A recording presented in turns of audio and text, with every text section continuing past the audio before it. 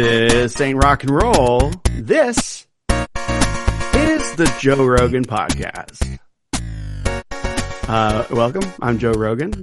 Joining me as always is Eric. What famous podcaster do you want to be? Junior. Junior.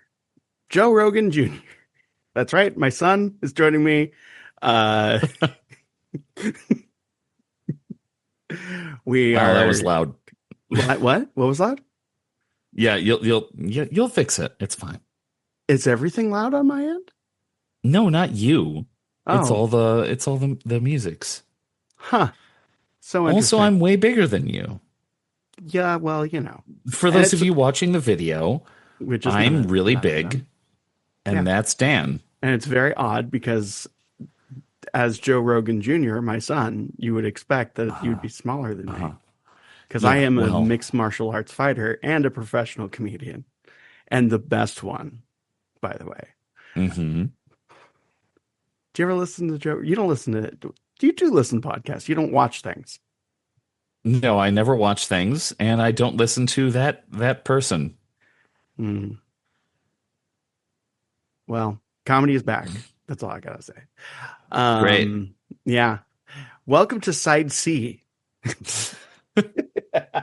If you flip your disc onto its side, yeah, you're gonna get some fun, folks. Eric, I haven't shared this idea with you, but I'm thinking we can release Side B and Side C at the same time. Oh, since Side B is already taking so long for me to do very little work on it to edit.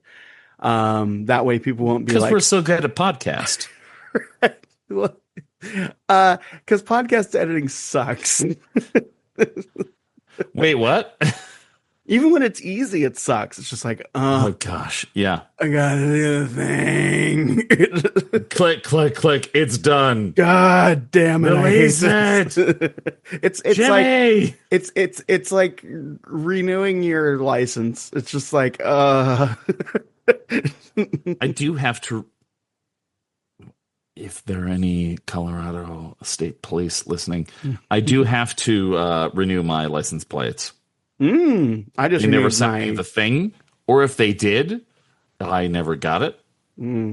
Speaking of tedious, I heard a band from a distance in my neighborhood that I think most likely has at some point referred to themselves as San Diego's answer to Radiohead.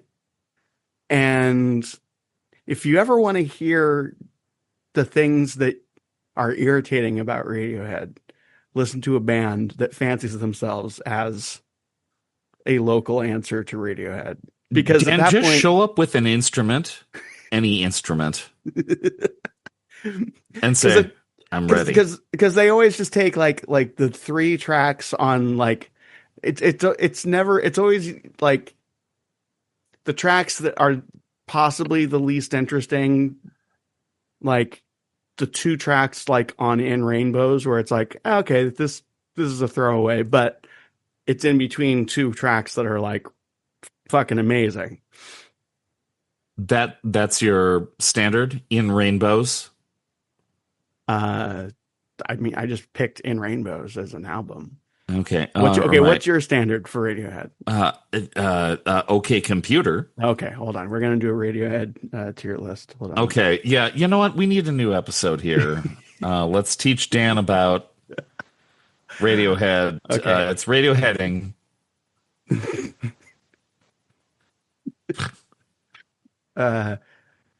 Okay. What the hell? No, we're not doing tracks, idiot. No, thing. not Kid A. Come on. Come on. Kid A is too popular.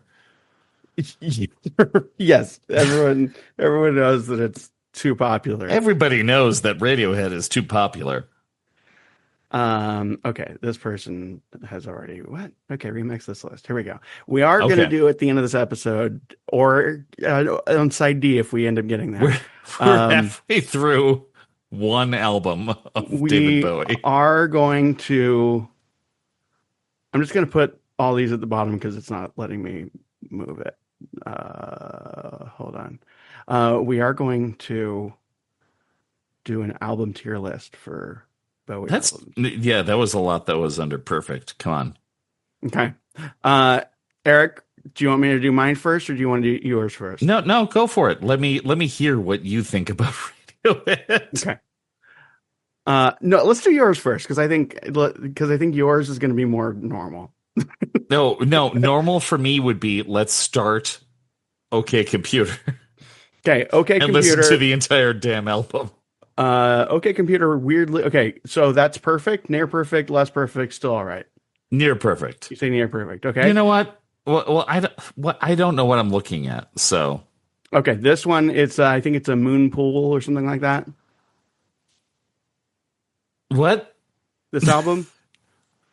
the album? Yeah, the entire album. The entire album is a moon pool. I think that's what it's called. What is a moon pool? Have you not listened to this album?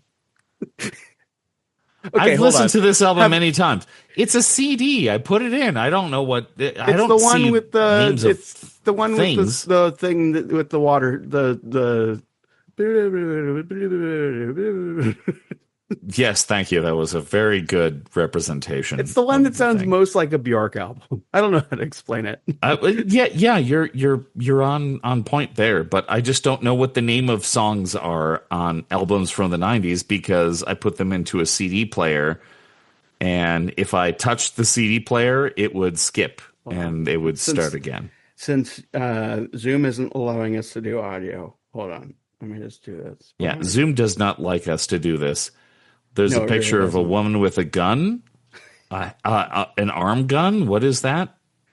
That's an ad for Photoshop. Yeah. Radiohead. I might cut this out just so that we don't get a moon-shaped pool. I was almost right. Oh, a moon-shaped pool. Okay, this one has Burn the Witch. Surely you know that one. I don't know the names of the songs, okay? Okay, listener, we'll see you on the other side of this. No, we won't. Now it's just silence. Okay, silence is good. This is what you listen for on a podcast. That's me clearing my throat. Doing it again. It also has this one. Can you not hear the music? No, nothing. Are you serious? I am serious. Oh my God. Zoom got really weird.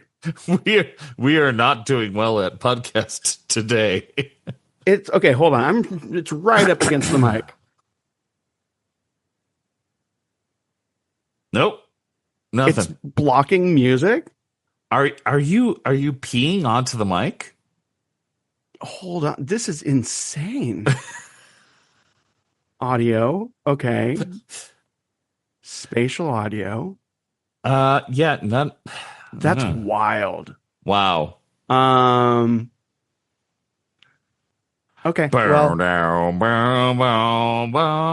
I guess that's not going to work. Yeah. Okay, so track number one. That was the one. List. Okay.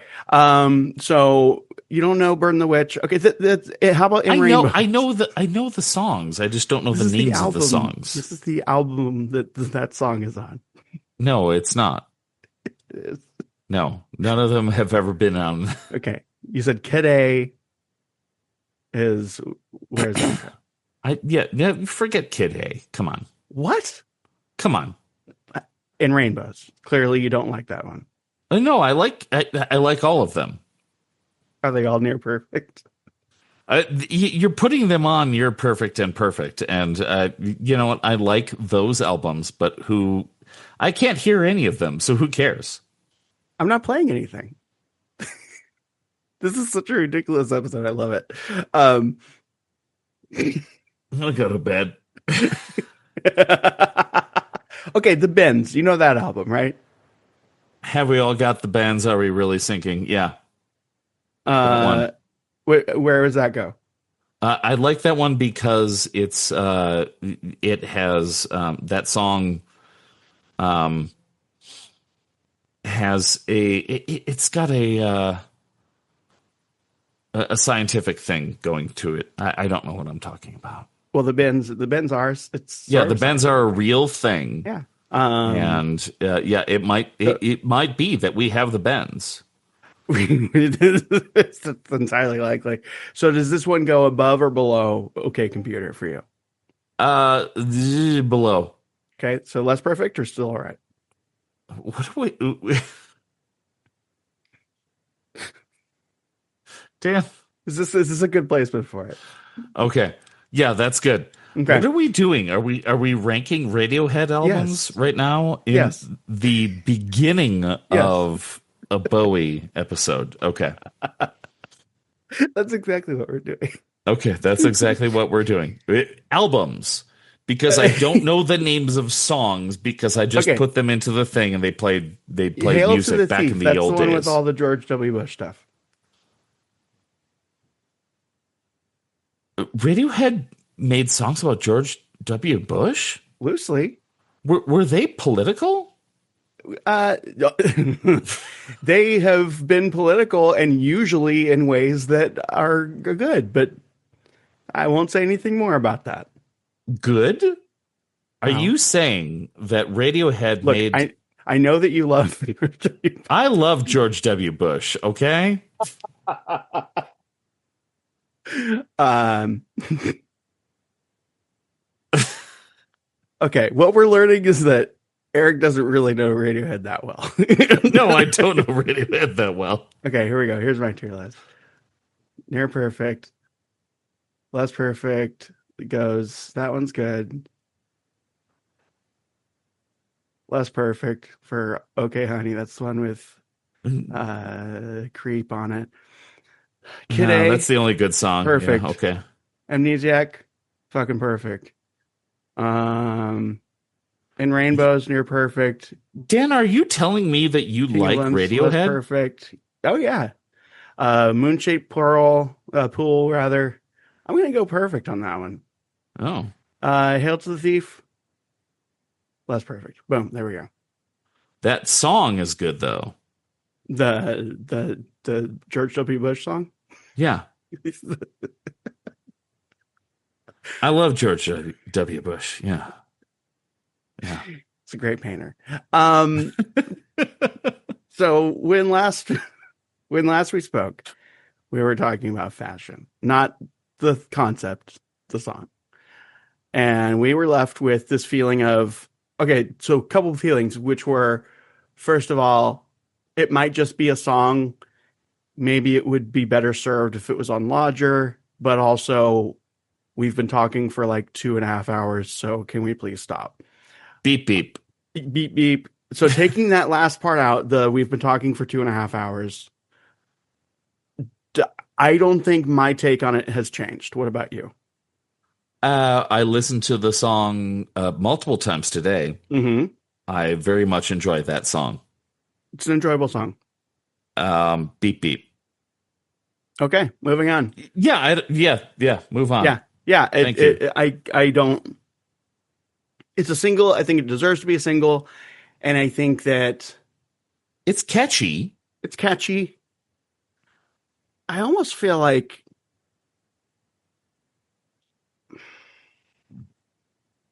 it really would be well served on Lodger, but then I'm trying to think what on Lodger. It would replace. Yeah, that's a good point. Maybe swap it for Boys Keep Swinging, but Boys Keep Swinging doesn't belong on this album. Right. No. Leave it here because it's a good concept. Maybe it's meant to be a weird hinge. Because on its own, it's great, but in the album, it's like, okay. It's very much a single. Yeah. And maybe it's because you put it in the terms of like visually like McCall's what's the like pattern. Oh yeah, like a catalog. But I think but that's also informed by the song itself, you know. Yeah, it is. And turn to the left. Turn to the right. Yeah, and we got into like there's certainly some sort of like fascism sort of adjacent stuff there, but it's not heavy-handed with it. I think we move on. Okay. Yeah. Okay. It's a fun fascism. I wish I had like a gavel or something. Oh Oh, well, okay. whatever. But Uh, I just love the imagery that you put together with it because it does make it more lighthearted, but it is a lighthearted song, even though it's we are the Goon Squad and we're coming to town. Beep beep. yeah. And Yeah. Eric, you learned what gooning was. Yes. Sure did. Okay. All right. Teenage Wildlife. We are officially on the second side of the album. Um, I have many thoughts. Eric, please, you share yours. Oh, you know what? Let me bring up my notes because I've listened to it enough times where I'm like, I like songs. This is good songs. Teenage Wildlife. This is Bowie doing his Bowie stuff Doing that Bowie stuff. Yep. with Old Man Shaboops. I really enjoy the bass line. I enjoy the music that's going on behind it. But what are we singing about? Yeah. What are you thinking? What's your because we remember we talked about before like the connection to Gary Newman and the kids that are into his stuff, and does that do anything for you? Right. Well, yeah, it's going back to it's back to Bowie wanting to do his thing, Mm-hmm. but I can't tell if it's too late or too early. Interesting. Like, is he following up on somebody that has done his thing and him saying, I started this? Or is it a swirl and him going, I want to come back to the thing that I started? Yeah. I have thoughts about that, but before, why do you think he's singing the way that he's singing? And this isn't a quiz. I'm just trying to get an idea for like where. No, because he's not the Bowiest of Bowie saying. "Whoa." I mean, Right. yes, he's teenage wildlife. Like he's doing some of that, but he has. I guess maybe it's me not knowing what is going on in music at the time, Mm-hmm. because my general sense is he's transcending it. Right. Um, let's go back into the slideshow a little Okay, bit. yeah. But every one of these songs on this album just feel like I don't know where he is in time, and I don't know if he is transcending something or if he's being Bowie or if he is behind the times Here, and doing it better. yeah. Um, some thoughts about that if you're ready. Okay, but just Yes, just to come back, every time I listen to this album, I like it more and more. me too. But there is something about it that just makes me go. This is like I've been looking forward to this conversation, Uh-huh. like to Me too. finish up what we started talking about a few weeks ago, which is he reclaiming or is he behind? There's a different there's a Yeah, nuance yeah, there, right? yeah. I'm offering a third option that I think a lot of people tend to kind of go with. Um, Okay. this goes back to side A. Remember we were talking about he just finished up. This is him. You know, he's clean. He's making music for the first time. You know, after Low Lodger Heroes, which is sort of him reinvention to find out if he Right. could make music. And he went through some of the absolute worst things a person can go through, in Like terms of having like a demon in having, yeah, your pool. and being married to Angie Bowie and Oh, that having too. Bad Tony as your manager and, just mountains of cocaine, nearly dying. Um, just, he All of the was things. Yeah. all of the things. Yeah. But in Yeah. those moments, he was making, and also on top of it, he has this history of mental illness, which we got actually re-listened to our, what was it, Man Who Sold the World Yeah. episode recently, Oh and yeah. Yeah. we went into that. We talked about the mental illness thing and what's it like to use that as an aesthetic. But through this time period, it's like not only has he fiddled with mental illness, but he saw what wall in the institution he might get chained to. Yeah. But yeah. Here, syllables that I'm not saying out loud. Um, but yeah, like it feels like he's coming back to it, Right. but not in a way that is So, referential. It's yeah. weird because he What wants if, to come back to it, but he's not just saying, "I used to be worried about this." so let's, I want to get back to where we were with, okay, so he's doing this cocaine thing. He's stylizing his own process, his own pain. But not in a like, I'm going to make this an aesthetic, more just like a very honest, like, this is where this comes from. This is what I'm Right. thinking about. This is kind of, it's almost the most honest expression that someone can make, which is like, this means something to me deeply because it comes from where I'm coming from. And it just so happens that it comes from this dark pit of pain and despair, which when Lodger and Heroes and Low, I always get the order wrong. When that comes around, he's like kind of metabolizing it and making really amazing work from it. And here are all these douchebags who are like listening to it and going like, "Oh, that sounds great.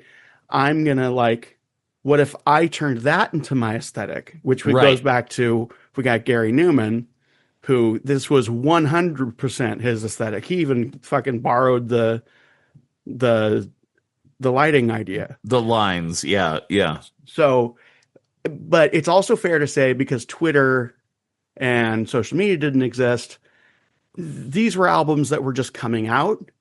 So, like, yes, they were aping his style, but it's not like they really knew exactly everything that he was going through and everything that it came from.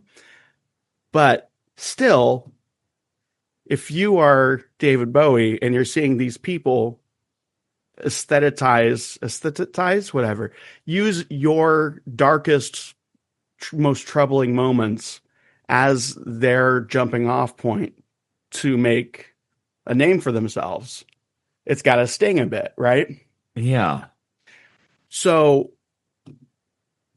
I would propose, and I'm not the only one, that Teenage Wildlife is him sort of clearing the record to say, and I think that this is why he's singing the way he's singing. Yes, it's overblown, but I feel like it's overblown because it's either that or he's just screaming with rage. Because here's all these douchebags doing his thing, but not doing the emotional labor. And I don't think he's saying you should have to suffer for this. I think what Right. he's saying is, you don't understand what it costs for me to do this stuff that you're just wearing like a costume. And I think he's Oof. also speaking to the fans to say like, okay, I appreciate that you like my shit, but I need you to understand I'm not just some piece of Teenage Wildlife. This isn't just something that I'm doing as I'm not doing this because it's fun. I'm doing this because it's true. Oh gosh. Damn it. Yeah. Yeah, but I mean, and that's similar to, we'll get to it. It's no games. Right, right.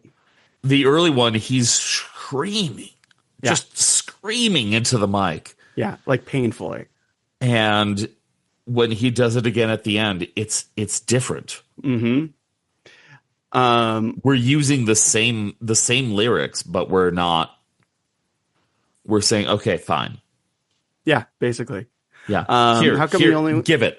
Yeah, take it. Yeah, it's I'm done. Here, you deal with Yeah. it. How come you only want tomorrow? Promise is something hard to do.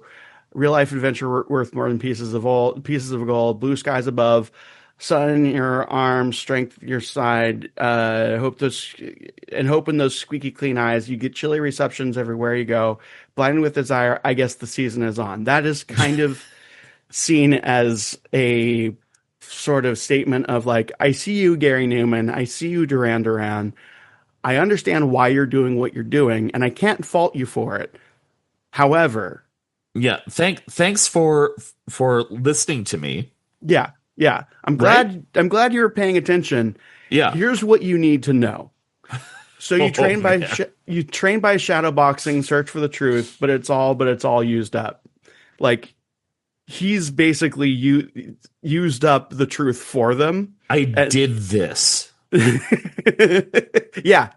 We're done. Yeah, I see what you're doing. I've already been there. Sure, you want to make an album about it, but that's all you're doing. I actually lived this shit. Right. Break open your $1 million weapon, Gary Newman, and push your luck. Still you push your luck. A broken-nosed mogul. Are you one of the new wave boys, which you latched onto earlier? Yeah.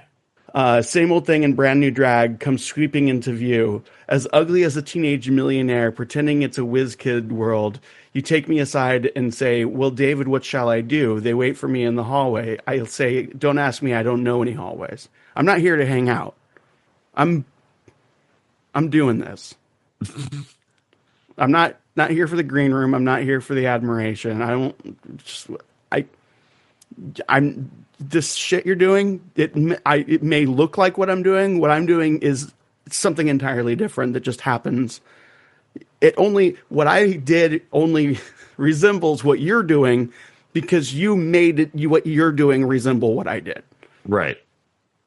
But they move in numbers and they've got me in a corner. I feel like a group of one. No, they can't do this to me. I'm not some piece of teenage wildlife. So, like, imagine you're David Bowie and everyone's asking you, like, well, what do you think of this? What do you think of this? Duran Duran seems to be inspired by you. What do you think of them? And, like, you kind of want to say, like, they're fucking posers. Right. Yeah, the music is good. Yeah, yeah. But they're me. Those midwives to history put on their bloody robes. The world is that hunted one is whatever Google did there. They're on their own. They're on his own. You're not alone you're alone for maybe the last time, and you breathe for a long time, and you howl like a wolf in a trap, and you daren't look behind. You fall to the ground like a leaf from the tree, and you look up one time at that vast blue sky, scream out loud as they shoot you down. No, I'm not a piece of teenage wildlife. It's different if you take it out of the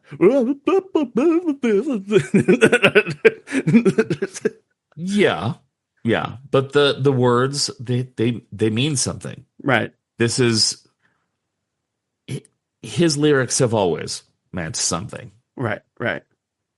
So I don't know if that. I mean, you are of course welcome to disagree. But am I? But that's sort of. But I get where you're going with this one. Like it's a pushback, and every time I listen to this album, since we got to side F, yes, I've been going, huh.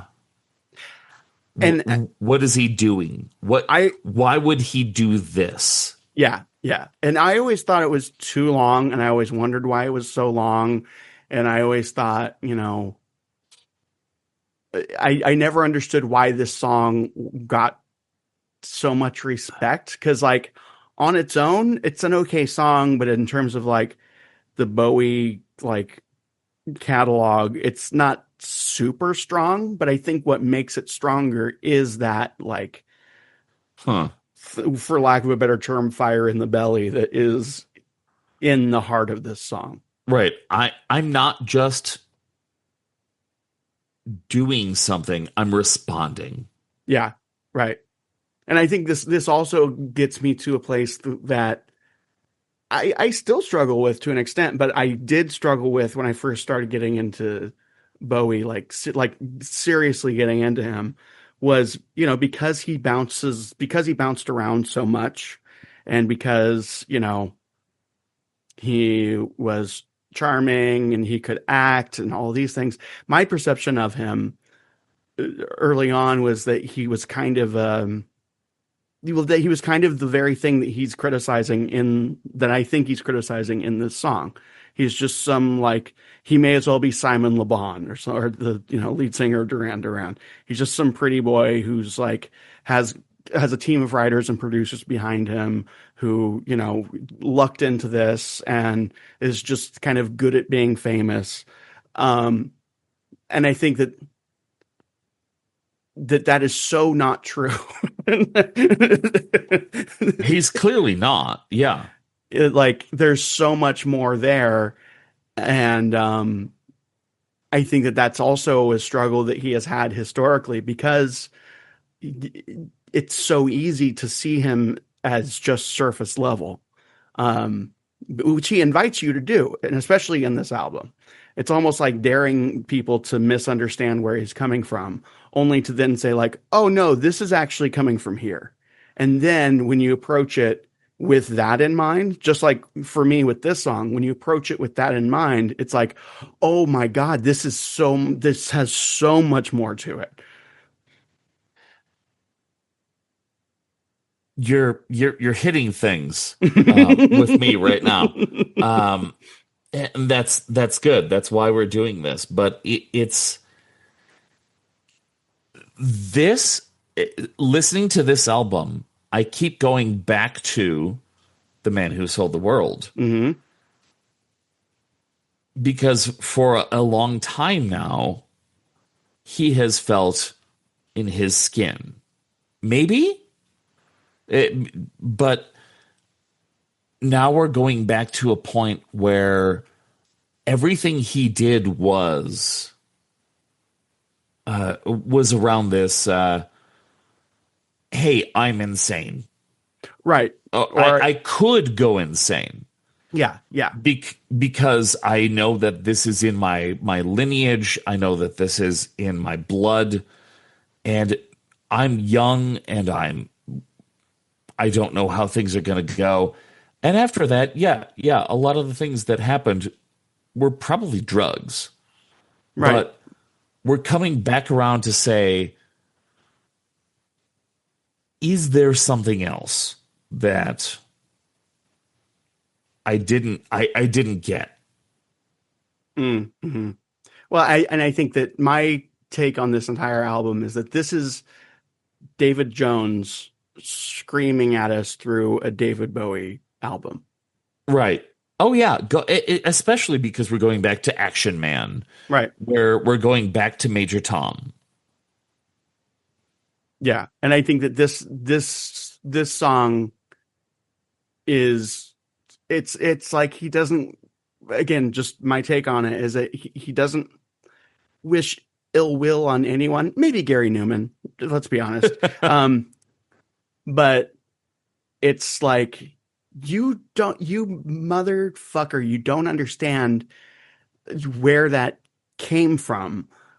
And I see what you're doing. I see how you got there, but I just really need to clear the record here that was not fun for me. Right. I agree with you that I made good work out of it, but that was a fucking nightmare to the extent that I can't even communicate it to you. And I think that that's again where we get that vocal delivery, because it's like, I think it's mocking. I think it's him. I think it's like, you know how like when someone, you do this sometimes when you're really frustrated, I've noticed, where like, it's like you're smiling to be polite, but it's like, you can feel the heat behind it, where it's just like, oh, he's fucking, it's either this or fucking screaming, and he's choosing this.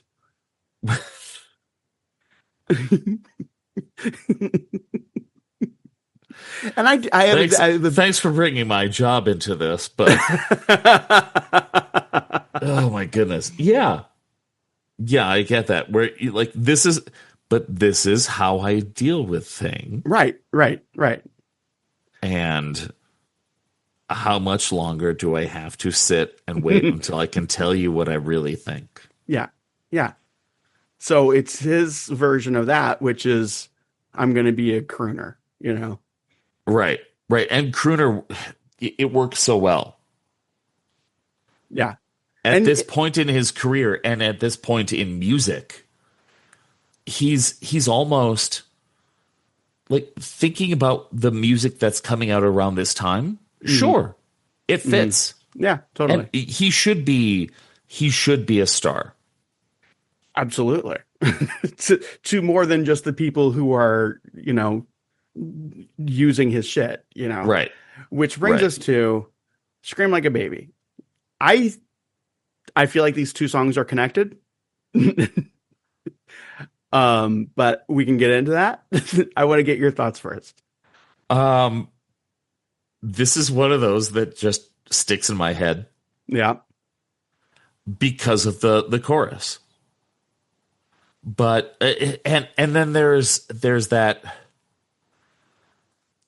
discordant ba ba ba ba ba, but at the end of the chorus, which that makes did you notice that's a callback to the first track of Low? Yeah. Okay, good. Yeah. Oh, for sure. Yeah. It's catchy until it isn't. Yeah. Yes. Right? Yeah. Like it just doesn't fit things perfectly. And I guess that's what he was going for. Yeah. My personal take on it, and this is less of a historical thing and more of a just like putting things together, is that, so we have Teenage Wildlife where he's saying like, I see you motherfuckers. And then Scream Like a Baby where it's just like, and I'm going to do that shit way better than you ever could. Yeah. David, I wrote, David said a bad word. Yeah, he did. He sure did. I feel like this, I almost, in the context of Teenage Wildlife, and again, this is 100% my opinion, I picture him like strapping his posers down to a chair and being like, all right, motherfucker, I'm going to make you very uncomfortable right now with how well I do the shit that you do that I do. Right. Get it done. Yeah. And I think narratively also, it's sort of the world that he's painting here, again, comes from, like I said, he's gone from just abstractly talking about mental illness to like actually being able to identify, oh, that's the wall I'm going to get chained to if I end up there. And that's different. that's a different feeling. Yeah, it comes back to like, this is a catchier song than anything that came off of when he felt like he was mentally ill. Right. And I also feel like the dystopian imagery is him, and in such a political album, I feel like this is probably solid. I think this is him sort of saying, okay, if you're going to make mental illness an aesthetic or a commodity, this is the world that creates. This Yeah. song is where that goes.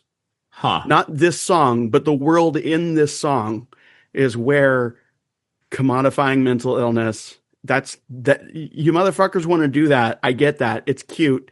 It is certainly interesting, but this is where this goes. Huh. I don't have much more to add there. Yeah, yeah. This adds to the overall perception of I really like this album, Mm-hmm. and it's not the style of music that I like. Which is fantastic.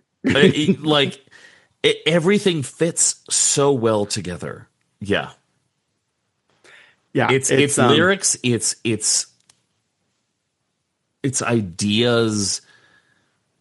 It's one of those where the more you listen to it, the more you get. Yes, I totally agree. Oh, stop putting more things on the screen. This is my Dan's hot takes. Remember from before, we have the hot cakes. I then started turning it into like mom country kitchen country clutter signs. So we have on here wine is fruit. This is something I put together a while ago, so I don't know if I remember it. This one's the emotional chokehold. It's Bowie dissecting identity, imitation, and repression with surgical coldness. The pitch-shifted vocals feel like memory under torture. Maybe he's punishing his imitators. Maybe he's punishing himself. The result, a song that sounds like it's been scrubbed clean by violence and left bleeding anyway. Huh. Me from the past had some good ideas. Yeah. It's the bridge where you go, wait, what? Yeah. Yes. I was Yes. on Yes. through this until I hit the bridge, and the bridge is punishing. What do you do now? What? Oh yeah. Good luck for you listening on headphones. Right. And then it's back to scream like a baby. But it's in this weird, different key. That's just like, no. Yeah, it hurts. It hurts. Yes. To listen to that portion. But yeah, and good for him. Like, yeah. Like it's going back to those old albums with all the electric stuff. It's saying something that is heart-wrenching. Absolutely heart-wrenching. But this time it's not, look at all the pain I'm going through. It's like, look how much pain we could put into this. Oh, man. No, thank you. Yeah, it's great. Yeah, and that's it. It's like emotional body horror. And it comes back to it, and you're like, nah, it's fine. You don't have to. It's okay. Yeah, it's. You've seen Requiem for a Dream, right? Yep. Yeah, it's very much like that sort of feeling. That feeling of like, I think I want to watch it again, but I kind of don't need to ever. Yeah. Ever. Yeah. But I'm kind of done. But then it's also like, I don't know, maybe it's just me because I enjoy, difficult emotion. Like every once in a while, that's fine. Yeah, every once in a while, I'm just like, okay, I think I want to feel that again. Yeah, I mean, okay. Have you seen Hereditary? I will not see Hereditary because of the gore aspects of it. I've read through the entirety of its plot. And actually, we talk about Hereditary in our Man Who Sold the World episode. Yeah. No, I know. So you still haven't seen it? No, I won't watch it. And like I said in that episode, I can read about this stuff. I can read the most gnarly thing. When it becomes visual, it's like burned in there, and it's no, thank you. I don't need it.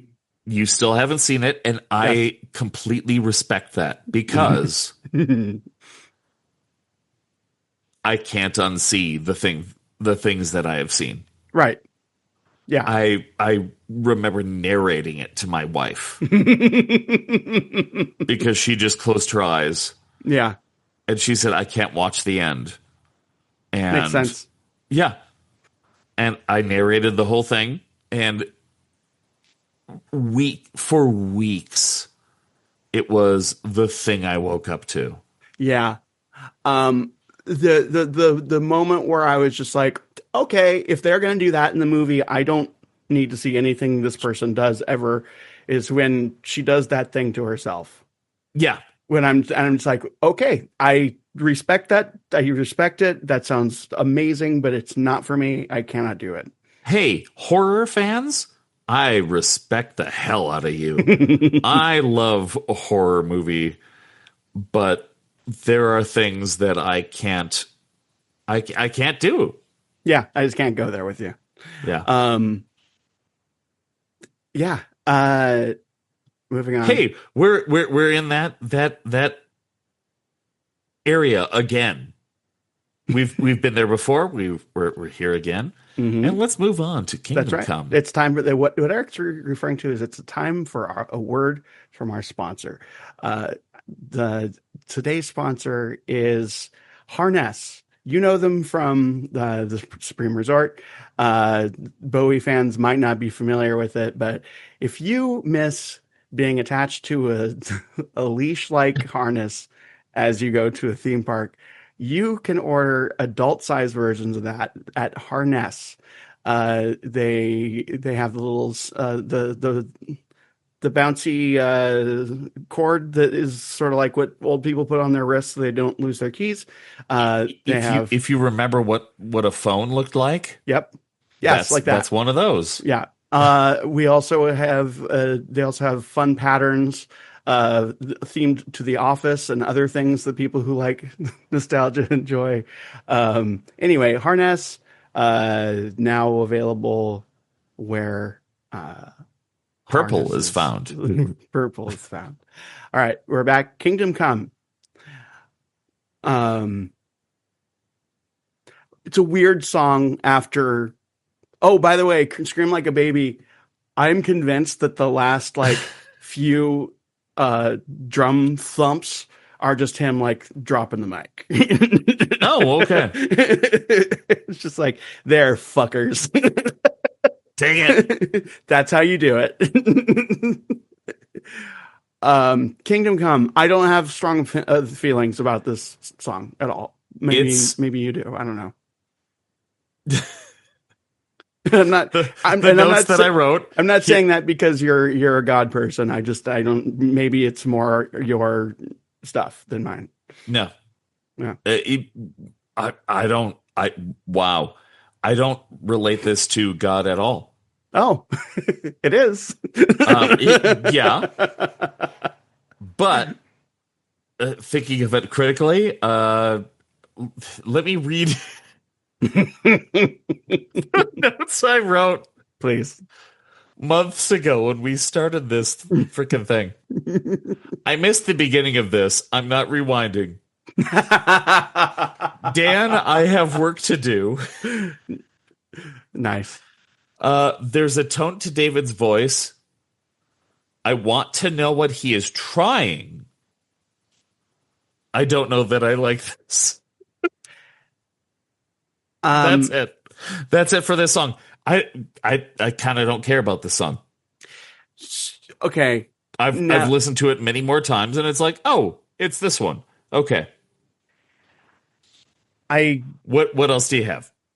Here's the Let me interrupt you more.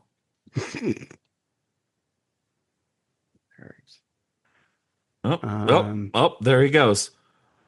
I'm a Jesus guy, so yeah, that's why you're saying things. But what? No, hold on. That's not. Nope, that's not the song. That's not it. I'm like, no. Lyrics. Vertling. It's a cover. He doesn't do a lot of covers. Yes. Yeah.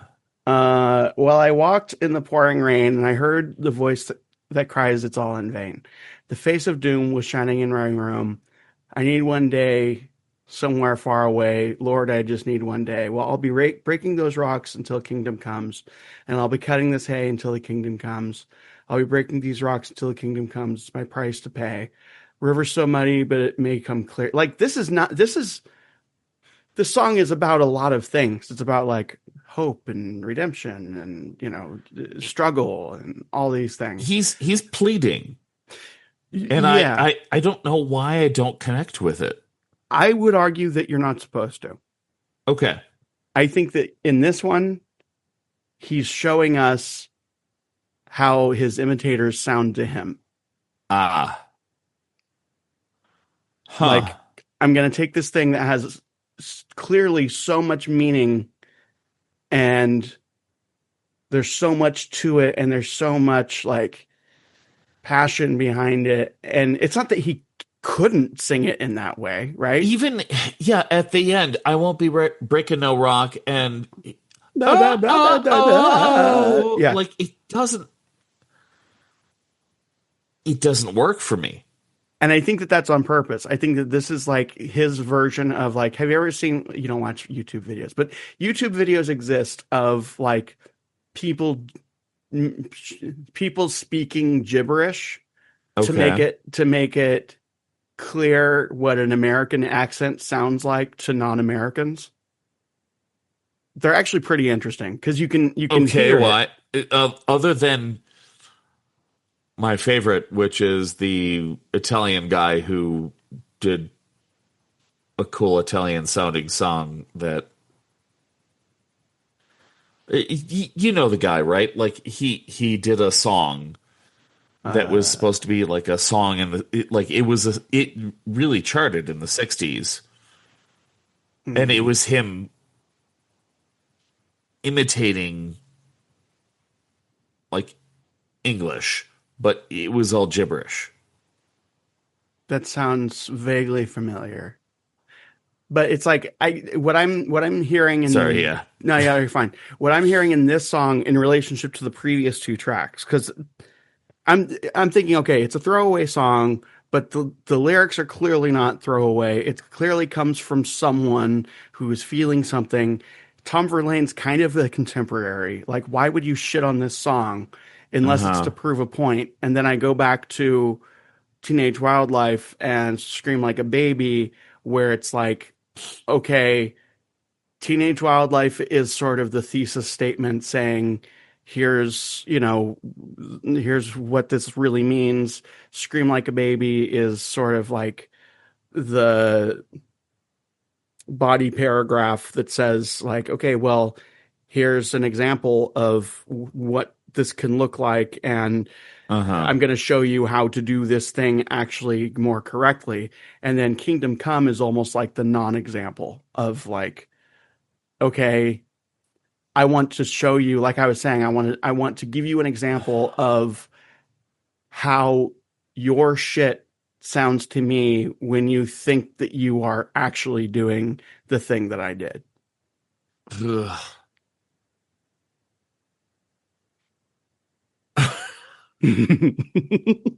I'm not sure how to respond to that because yeah, it to have that kind of, I guess, intention behind that. And this is the hinge that might lead to tonight being a more interesting album in concept. Yeah, it's just why take that stance? Why do that? Why play that? Why make a whole song? Who cares? If oh man. Well, because that's the thing is that like I think he's really trying. This whole album is him really trying to make all these points of you think that the thing or the person that I've presented to you, but I'm not entirely comfortable with you thinking that that is actually who I am and actually what I represent. And yeah, all of that stuff is an amalgamation of where I was, but I've spent all this time really struggling to find my voice, David Jones's voice through the filter of David Bowie. And David Yeah. Bowie's not going anywhere, but for me, I need you all to understand kind of why I might be done. Yeah, I've grown Yeah, and I don't necessarily want you to hear it in a song. right. And Huh. I think that the whole album in general is building up to that, where it's just like, okay, he doesn't make music, he doesn't make another album for like 3 years after this. Right, because Well, it's the end of the we have two more contract. songs to go through. No, I know. But It's the end of the contract. And uh, he's kind of at a place where it's almost like, look, people are asking me to do these acting gigs, and that seems interesting. I'm probably still going to do music, but as of right now, I could just quit. And he kind of does. So I think that, this is it.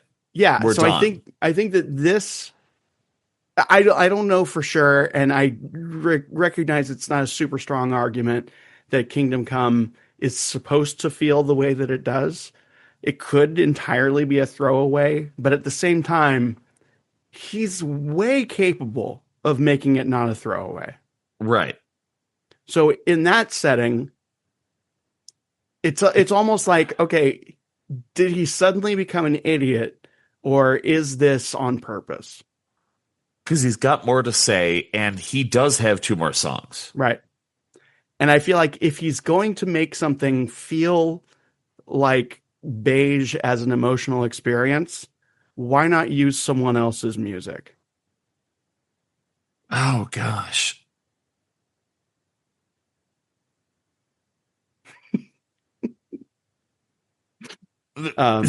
Listeners wondering this why is a bad podcast. No, you're fine. Listeners wondering why sometimes there will be pauses, and Eric has delightful thinking faces, and I enjoy seeing where they go. Oh my goodness. Yeah, yeah. I don't know where I want to go with this because there's more. But Right. every time this song, Yes. the amount of times that I've listened to it over the last few months, Right. I don't hear it. Yeah. Try Poof. listening to it again with that in mind, of like it's almost like I'm going to prove a point. The point that I just tried to prove, I'm going to prove it by showing you what it feels like. Right. And Because You're Young is a banger. Yeah, it's wonderful. It's a really good song. And it kind of erases what happened before.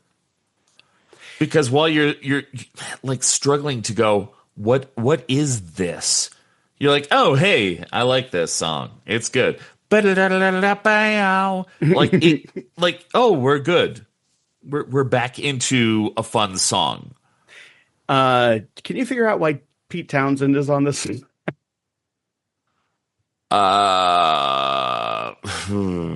I just because for fun? Possibly. I don't know. It's classic. Like it's Bowie singing about a thing. Yeah, yeah. Yeah. I feel like it's I looked at this entire album from the point of view of like, okay, maybe all evidence shows that he was looking at this as like, okay, I'm not saying this is my last album, but it might be. Okay.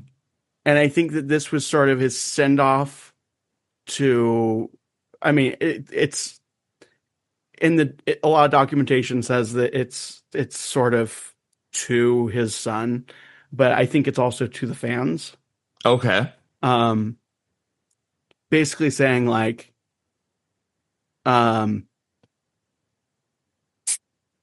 look, the stakes are high. The stakes feel high, but they're really not. And maybe at the very least, if you find someone who's also into my shit, like maybe that's someone to be interested in. Okay. So it's a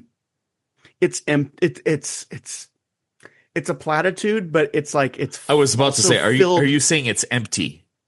I think it's intended to feel as though it could be, but I think that that's also how he does Sincerity at this point in his Ugh. career. Oh. Oh gosh, is being sincere empty? Well, I think that that's the only he knows that that's the only frame that we will trust because he's that it needs Because we've heard it before from right. him. Right. So he needs to communicate it because what if he were to suddenly like if this song were sung in the same way as like Word on a Wing, we'd be like, oh, he's doing Word on a Wing again, you know. Right. But instead, it's just like, look, I actually mean this shit, and I need to refresh myself on the lyrics because I'm getting it mixed up with some stuff. My first line on this one is, "I fucking love this." Oh, it's a great song. Yeah, it's a good song.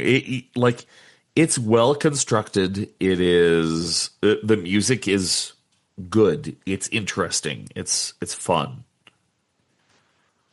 Okay, yeah, this is why I think that it's also to his fans. Psychedelic Girl, come out to play.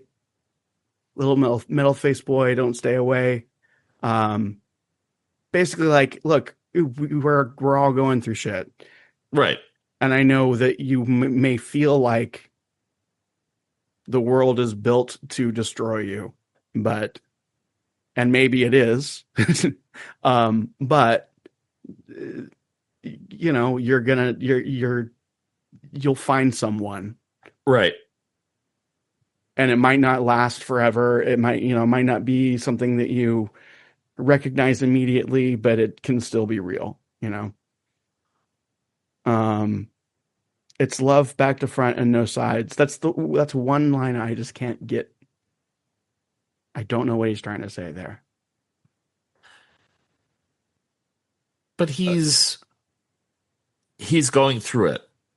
Yeah, yeah, He has been there, and now we are there. Maybe that's it. yeah. It just builds. The music builds. It's a good song. Um, and lyrically, like what? It's I it's don't it know. it's as sweet as we're gonna get from him. I think. Right. I think. Because And I he's think. gone through a fair amount of shit. Yeah, yeah. And I think that that's kind of the point. It's sort of like it's almost like saying, okay, look, I know this entire album has kind of beaten you up, and this one is also kind of gonna do that, but it's I'm letting you know that like I really give a shit here. Right. And speaking of giving a shit, Hmm. it's no game. Number two. I thought you were going to say, speaking of giving a shit, it's time for another ad from our sponsors. Uh, Blue Chew. It's now available in a suppository. If you don't want to take a pill or chew on gum in order to get a boner, you could shove this suppository right up your ass. There you go. I'm a doctor. And then it's boner time. I'll tell you, it could work. Or it could just be a sign that you're into butt stuff. That ask, too. Why ask your not? doctor. Ask your doctor no. if you're into butt stuff. I forgot I had another Dan's hot take on this one. Oh my, yeah, this slide changed a lot. You know, his hotcakes is real sassy on this one. Let's see. Hope or warning. Is he giving advice or is he mocking the idea of advice? Oh, I like that. The song sounds like Bowie trying to reach younger fans, maybe saying if you meet someone into the same weird shit you are, don't let them go. But there's something tired in his voice. Like he's not sure the kids will make it either. Make it to where? Oh, that's dark. Yeah. Have you met me? Damn it, Dan. All right. What episode is this? It's No Game Part 2. He doesn't scream on this one. He doesn't. And it's noticeable. Even when it's the same lyrics. Mm-hmm. It's like he's okay. Is he okay with it? I don't know. I want to get back to Up the Hill Backwards. Remember how we talked about it's kind of like phoning it in, Panera, like aesthetic liberalism. Possibilities. Yeah. Where it's just like, what are you really? Yeah. Up the hill backwards. Yeah. And then It's No Game. It's jarring, filled with rage. It's like, I'm going to take on everything. Here we go. Finally, after getting it all out, after having these moments, it's just, all right, fuck it. It's not you win, but it's a little impotent. It's a lot impotent. Yeah. To say, oh, we're at the end. Yeah. Almost like that energy that he had at the beginning of like, let's storm the castle, fuck this shit. It's almost like, okay, I get it. I understand why. I'm not saying that the stuff I was criticizing in Up the Hill Backwards is, but it's the not same worth damn criticizing. album. Yeah. He gave up in the same album. I don't read it as giving up. I read it as like, okay, yeah, this shit is exhausting. I think I understand why. Like the criticism still stands of the aesthetic liberalism shit, but like at the same time, like, yeah, it's really exhausting going through all of that. Is it the same? I'm okay, you're so. I think that's him sort of giving some grace to that point of view, but without embracing it entirely, just kind of going like, fuck, okay, here we go. Huh. I think we have another hot takes moment. This is fun. Oh, they're changing colors. Wow, look at that. Yeah.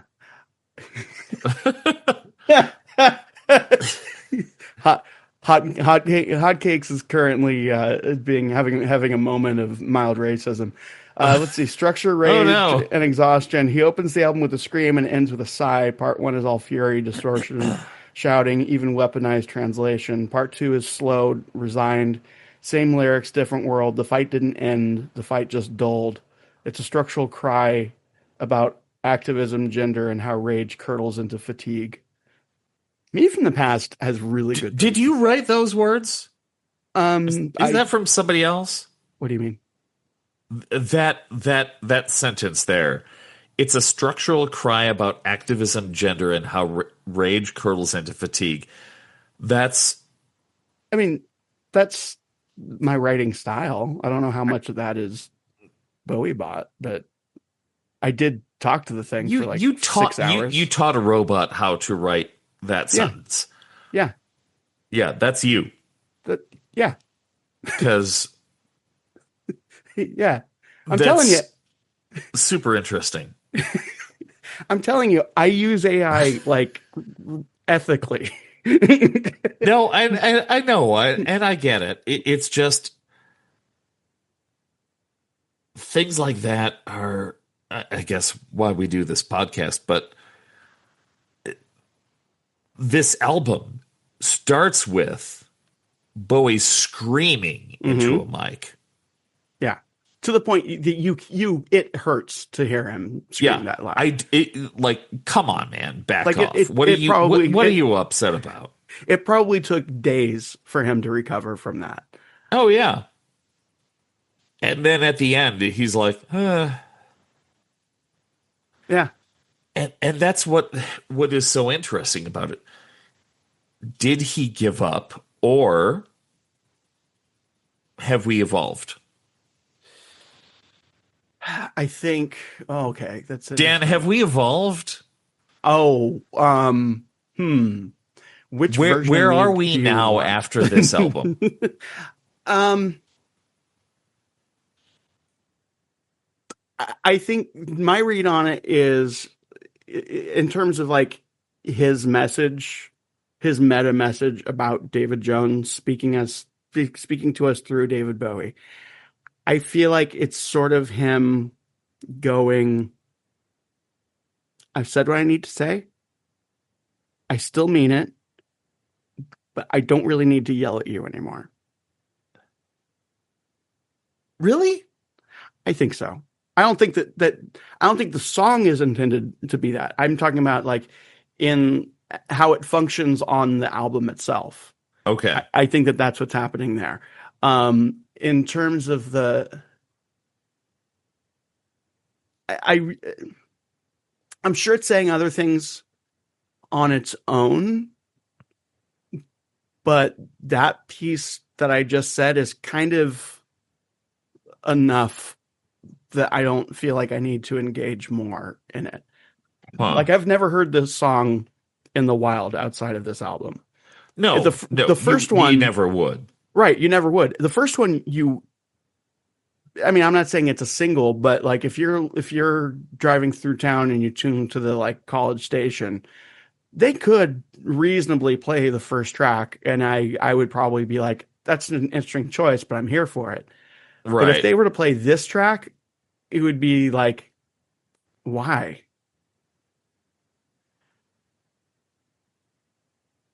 Huh.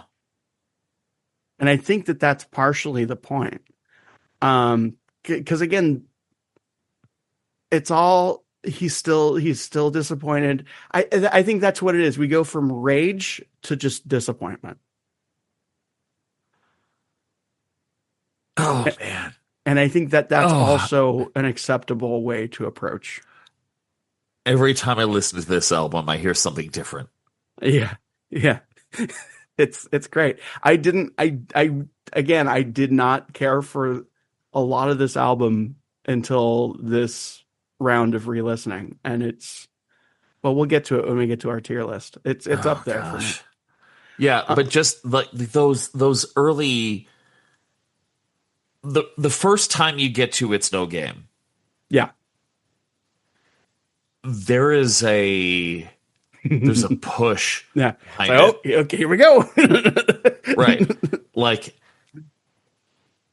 Like something, this is the we need to do something about this. Yes. Don't you see this? Have you people not been paying attention? Hmm. And 45 minutes later, we're already into same lyrics, no rage. Yeah. Yeah. Because It's you don't hear him saying the situation. He's not screaming anything anymore. yeah. I think looking at it in essay form, I think part one is the introductory paragraph, and this is the conclusion where it's just like, if I haven't gotten it all out in everything that I've just told you, then I guess I'm not good at what I'm doing. But let me sum it up for Damn it, Dan. you. I haven't felt so much about an album since The Man Who Sold the World. I figured that might be the case. Yeah. And how exciting is it that we're going to get into his 80s material? Oh, good. Oh, No, goody. oh Before we no. get there, going to talk about why this album matters. It's not a reinvention, it's a reckoning. Bowie isn't trying to invent a new sound. He's confronting the old ones before they calcify. It's a purge disguised as pop, self-exorcism in a clown mask. It's dangerous music made by someone who knows what danger costs. This is Bowie without disguise, except the one you can't recognize yet. These are just thoughts that I had with Bowie bot some time ago. Interesting that we're actually doing a side C because this is a good time to look at the next couple years for Bowie. This isn't really connected to the album, but he doesn't have another album until Let's Dance. So here we go. After this, he performed in The Elephant Man on stage, 157 performances, no makeup, no prosthetics, no promotion for Scary Monsters. He was stepping off the stage as Bowie and embodying otherness without adornment. Have you seen any of those videos? No. His acting is pretty phenomenal.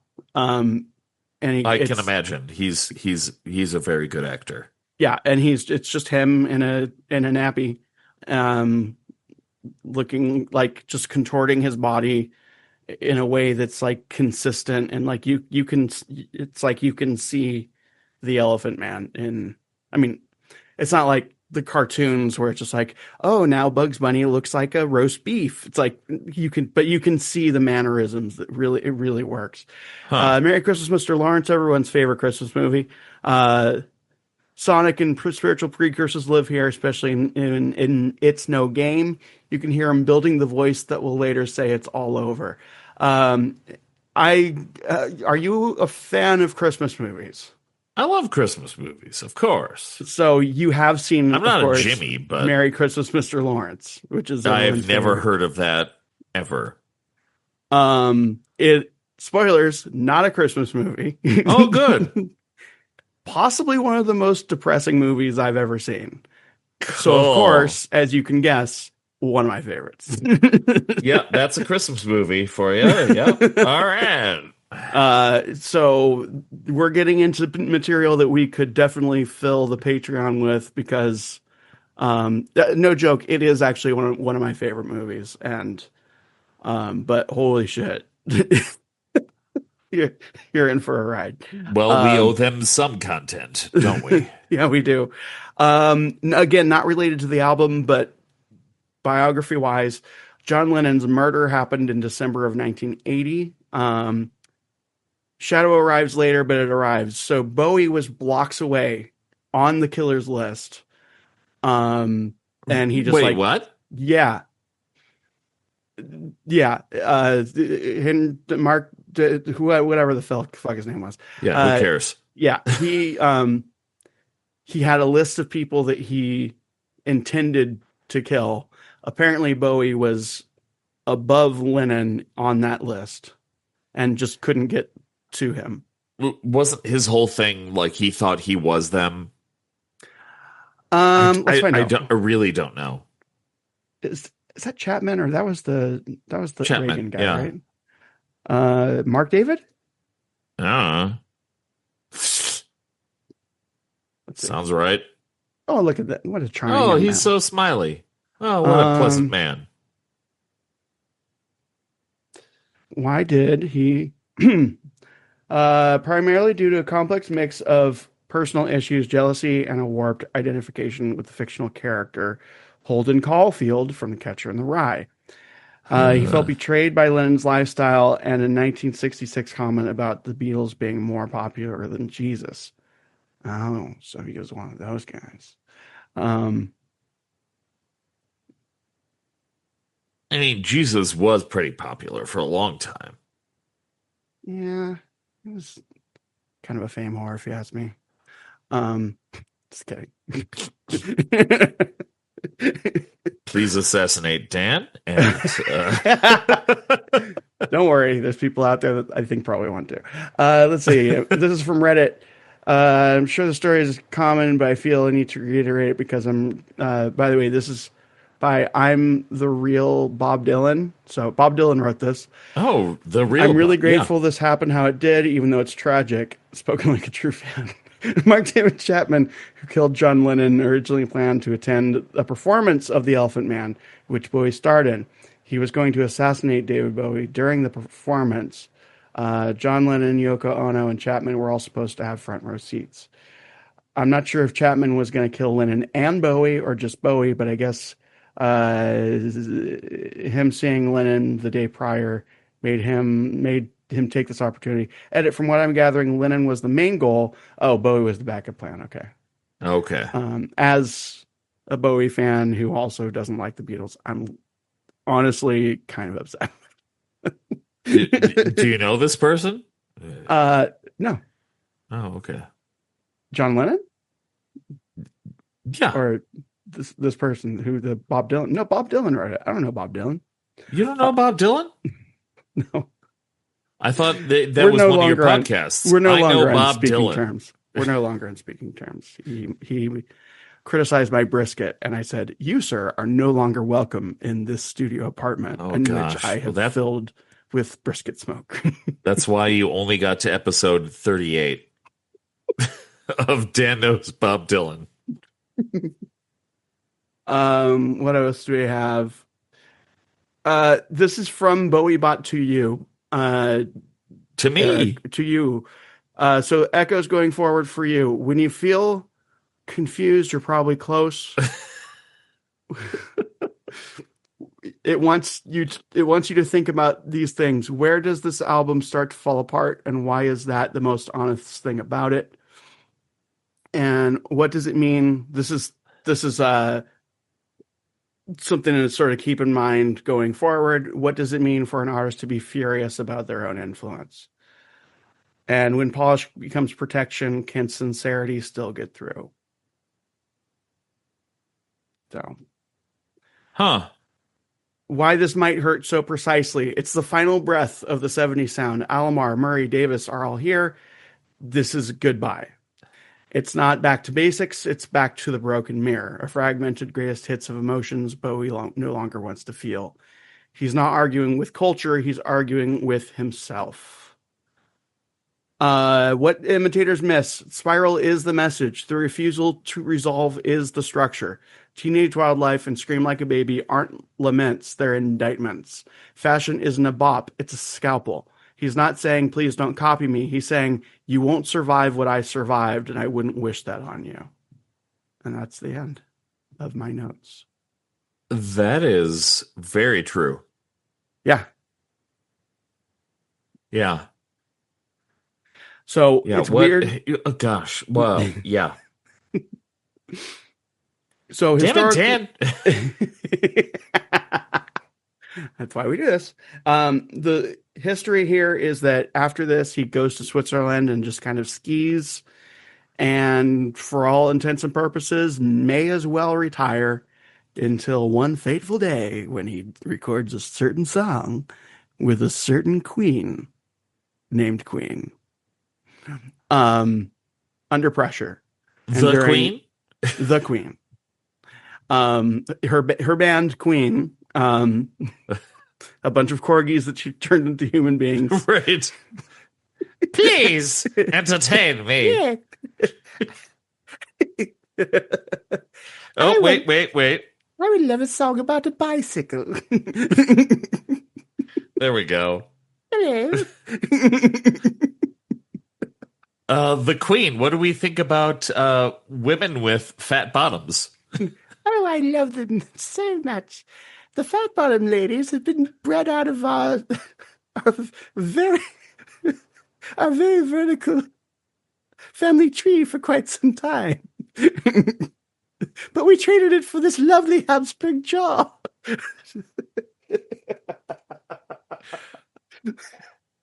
What do they think about the rockin' world?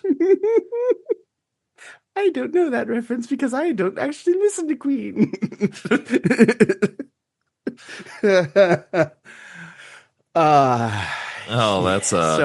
That's a hanger for people who know things about music that Dan doesn't know.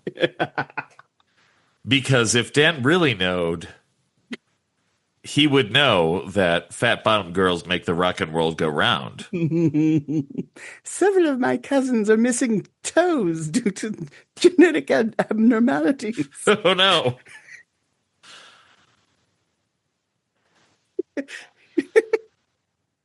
He's still giggling.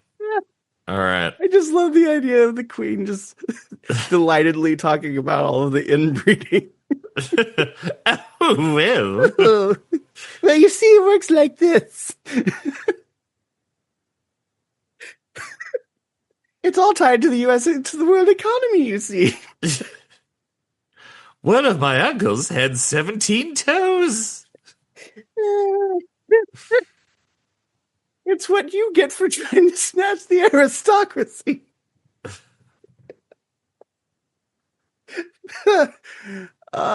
Fooled you.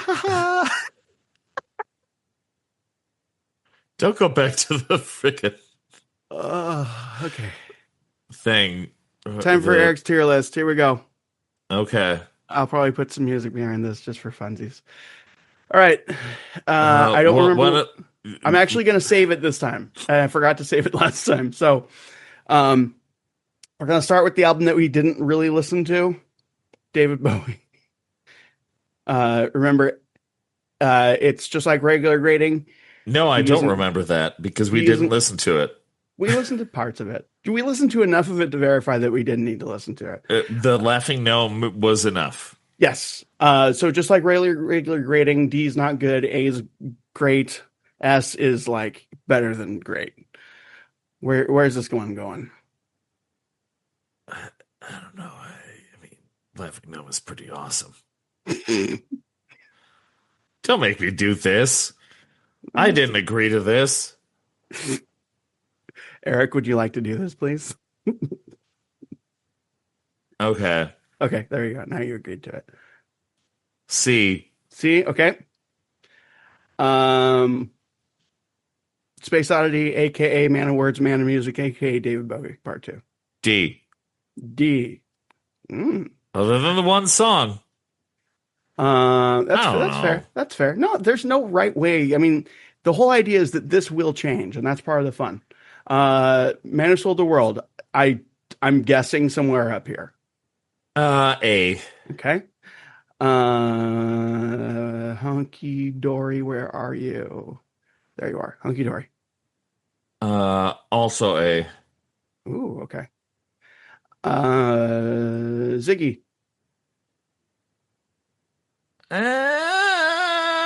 B. B. Okay, I like that. Latin Sing. What's up there? S? Is S above A? Yes. S. Okay. Pinups. This one's interesting. C.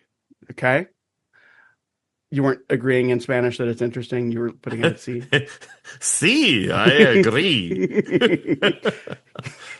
Diamond Dogs.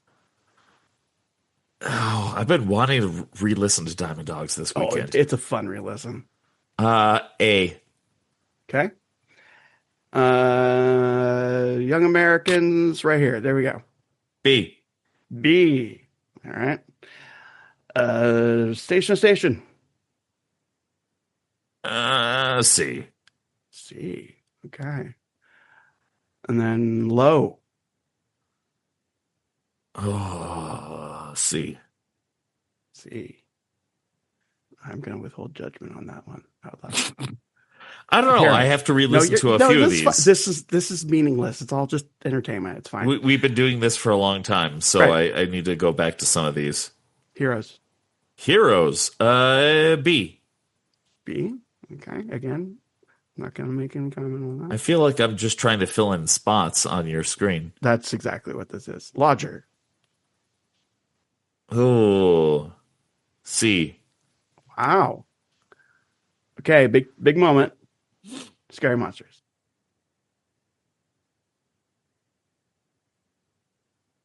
I feel like I didn't put enough at the top. A. A? Yeah. Okay. All right. Okay. All right. We'll do this again soon. I'll re-listen to a bunch of stuff. I haven't been listening to a lot of Bowie lately. How dare you? I know. I've been listening to a lot of They Might Be Giants. This is Eric 831.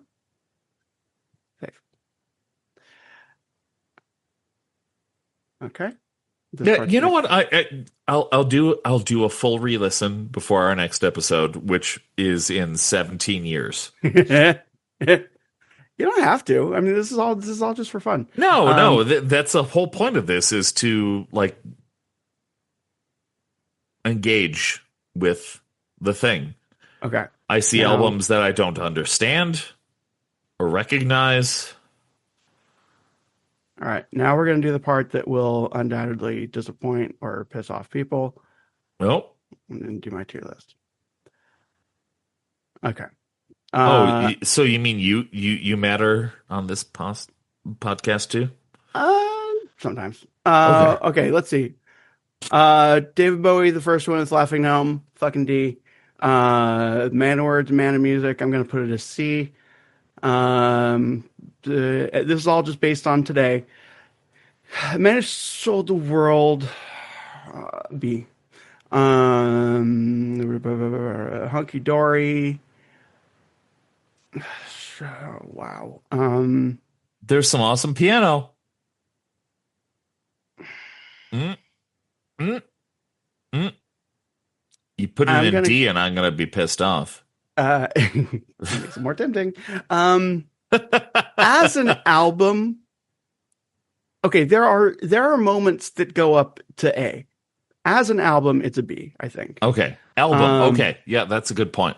Ziggy Stardust Motion Picture. Again, this is mainly to correct for the amount of attention this album gets outside of the fandom, going to a C. It knows what it did. Dan does not like things that people like. It's no. This is weighted to: is it as good? Does it meet the expectation that people have going in? I say no, it doesn't. Latin saying A. Oh, Pinups pinups. D. Don't care for that album really. That's fair. Diamond Dogs. Here we go, right there. That's an S. Young Americans. I'm putting it A. Station to Station goes to B. Low S Low. tier. Oh, Heroes S tier. Lodger A. Scary Monsters, and this wasn't the case until recently, A. And then a little preview, Let's Dance C. Tonight D. Never Let Me Down goes to a C today, just based on my feelings about things. Buddha Suburbia, I'm putting it, oh my goodness, I think I'm putting it at an S. Outside goes to S. are you trying to like sway my votes before I listen to No, these no. I albums? mean, we're coming at this from different places. So, um, ours, if there were a C minus, it would go there. So it goes to a C. Oh, Never Let Me Down. How did I forget that? B. I'm sorry. I mean, Black Tie White Noise. You, um, ew. Ertling.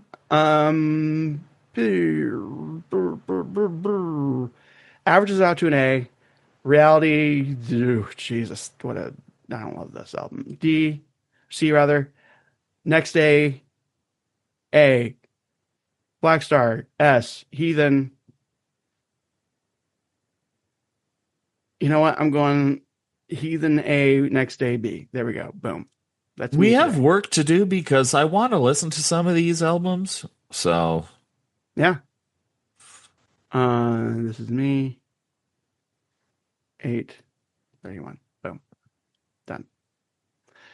And all then we right, have we've all done the 3 episodes on Scary Monsters. right. We will probably do one on Let's Dance, if I'm being really honest. Okay. So you do currently enjoy Scary Monsters. You put it at an A. I don't see it going down from there. Okay. It's possible. Okay, so here's the thing. This could be my opinions about Let's Dance based on recent experience with Scary Monsters. My opinions about Let's Dance and possibly even Tonight and Never Let Me Down could change. I don't expect it will. I think there's a stronger chance that I dislike Let's Dance less after doing some research into it. I currently don't. I don't. It. I've listened to the full album maybe twice. Maybe twice. And the singles, we've all heard them in, commercials. So, tonight, listen to the full album several times, but mainly to like punish coworkers. Okay. Basically, so when I worked in the kitchen at Chuck E. Cheese, right? We had a multiple CD player in there. And I learned that if I loaded up with a bunch of CDs that I wanted to listen to, and if I started on the second CD, it would shuffle through the whole thing, and then we would never get back around to the CD number one. And that was intentional because CD number one, I would always put something like, I was a dick at this time. I'm just going to admit it. But I would purposely put CD1 as something that, like, if someone complained about anything that I was playing, I would then go over to the breaker and I would flip the switch to turn the sound system off and then turn it back on, and then it would start playing CD number one. So it would always be something that would be punishment for complaining about what we were listening to. Okay. And tonight was often in that So Smash Mouth. No, worse. Like Tonight. Like all stuff that like I could possibly tolerate, but I also identified as being difficult to get through. So Tonight, Tom Jones live performances from his TV show. Bluegrass. They wouldn't like the bluegrass. Polka. Those sorts of things that a person would have difficulty with. Tonight was one of them. It's possible. I don't. What an interesting direction that would be. I'm not forecasting anything. I'm not foreshadowing anything. I honestly have no intention of suddenly going like, actually, guys, tonight is blah, blah, blah, blah, blah. But Kingdom Come, where I got with Kingdom Come, makes me kind of go, oh shit, what if Tonight is kind of doing the same thing? Which doesn't make it a better album. It does make it a little more interesting to me, though, if that's what's going on. But I don't know for sure. That's it. I guess we don't need to do a side D. That's, as regular listeners know, I'm bad at ending podcasts. So this is the end of the thing that we are doing. Eric, do you have any final words? I've never worked at Chuck E. Cheese, so no, I've never thought about which Bowie album would be appropriate at that location. Yeah. And I'll make the slides available. I'll put them in the folder at some point. For the two people who pay us. 2 people who pay us. Yeah. Thank you, 2 people. If you would like to be the 3rd, 4th, 5th, or more person to pay us, you can do so on Patreon. It's just $1. It's well, for each of us. Right. For each of us. So $2. Iman, if you want a piece of that, just let us know. Just open up the vault. Let us play that music. And I mean, we won't have to listen to Wax Cylinders anymore on this show. I watched Star Trek 1 recently. Mm-hmm. And, not starring Iman. Oh, gosh. Yeah. The best Iman. Okay.